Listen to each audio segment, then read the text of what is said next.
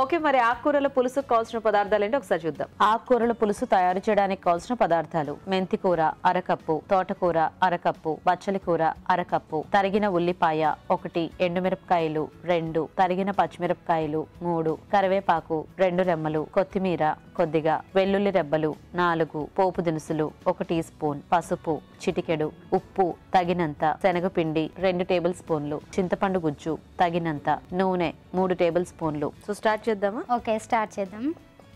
ముందు మనం ఆయిల్ వేసుకోవాలి.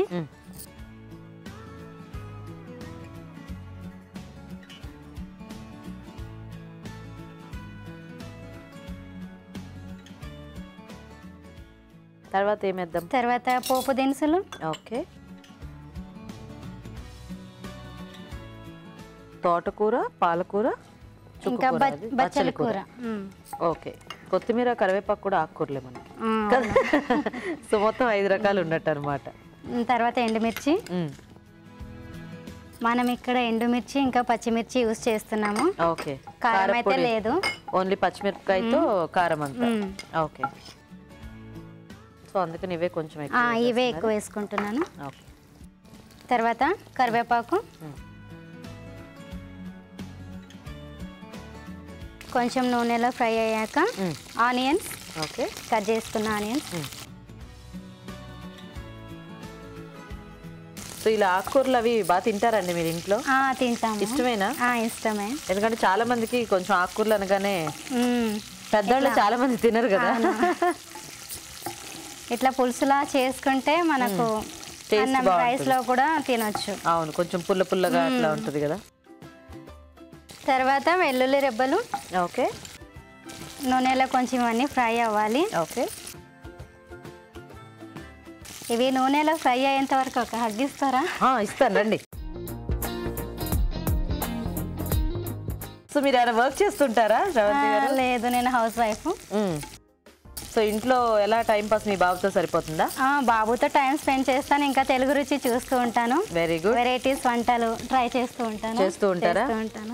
తర్వాత మనం ఆకుకూరలు వేసుకుందాం. ఓకే, తర్వాత బచ్చలి కూర. ఓకే, తోటకూర, బచ్చలి కూర అండ్ మెంతి కూర. మెంతి కూర.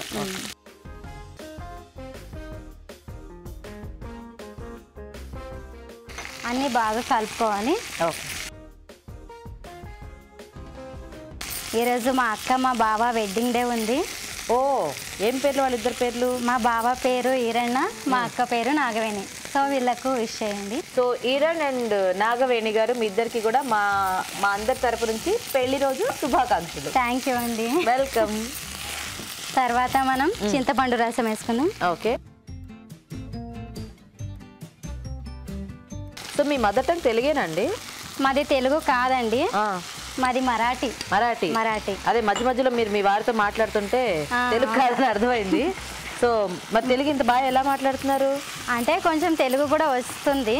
మళ్ళీ ఇక్కడ హైదరాబాద్ వచ్చేసాను కదా, ఇంకా మొత్తం తెలుగు నేర్చుకున్నాను. హైదరాబాద్ రాకముందు అంత తెలీదా? అంత తెలీదు తెలుగు.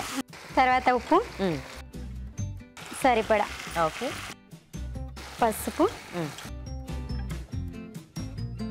తర్వాత మనం శనగపిండి కొద్దిగా వాటర్ వేసి కలుపుకోవాలి. ఓకే, ఉండలు లేకుండా ఫైన్ గా కొంచెం ఇది మనకి దగ్గరికి రావాలి.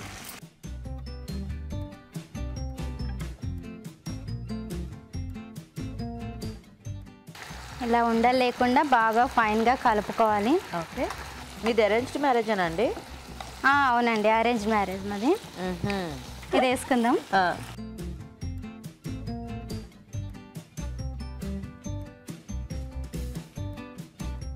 ఒక 2 నిమిషాలు ఉడకని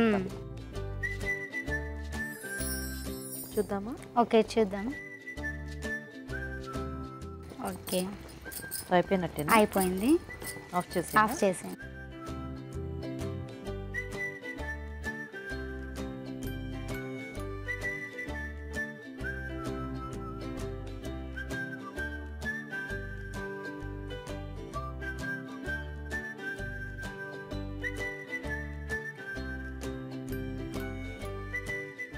ఓకే.